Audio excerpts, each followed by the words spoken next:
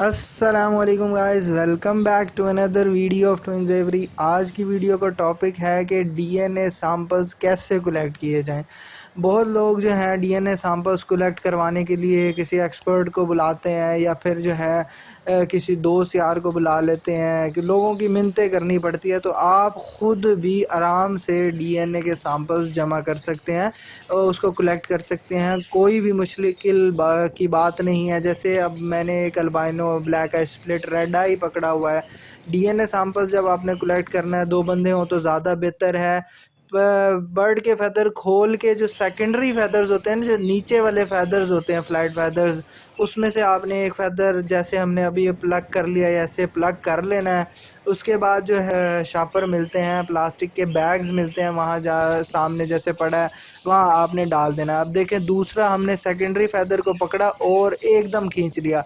इससे ये है कि बर्ड को दर्द भी नहीं होगा और आपका बर्ड का सैंपल भी। देखें, अब हमने एक और सैंपल निकाल लिया है। अल्बाइनो ब्लैक आई स्प्लिट रेड आई का पीस है, तो उसमें से हमने सैंपल निकाला। अब हम ये प्लास्टिक के बैग में आराम से डाल देंगे।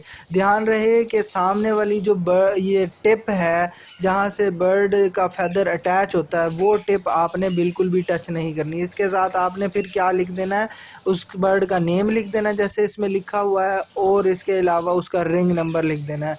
अब जैसे ये पार ब्लू का सैंपल हमने जमा कर लिया है, ठीक है, और जो है आराम से हम जो है प्लास्टिक के बैग में डाल देंगे और आगे वाली टिप को बिल्कुल भी टच नहीं करना। अगर वो टच कर देंगे तो सैंपल एरर आ जाएगा या फिर जो है प्रोसेसिंग में मसला होगा, रिज़ल्ट ख़राब भी हो सकता है।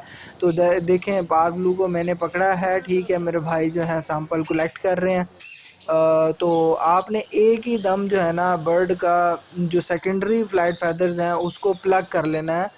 ये जैसे वायलेट फ़िशर है, वायलेट फ़िशर का एक ही दम प्लग कर लिया, बर्ड को दर्द भी नहीं हुआ और हमने जो है प्लास्टिक बैग में डाल दिया। सिंपल सी बात है, एक बस बर्ड लेना है, 2 फ्लाइट फैदर्स जो हैं वो आपने सेकेंडरी फ्लाइट फैदर्स वो आपने प्लग कर लेने हैं, एक प्लास्टिक बैग में डाल देना है, उनको रिंग नंबर, उनको उनकी म्यूटेशन लिख के आपने कार्गो करा देनी है या फिर एलसीएस, टीसीएस जो भी कोरियर सर्विस है वो आपने करा देनी है और विदिन 1 to 2 डेज़ ये प्रोसेसिंग हो के आपको मिल जाता है।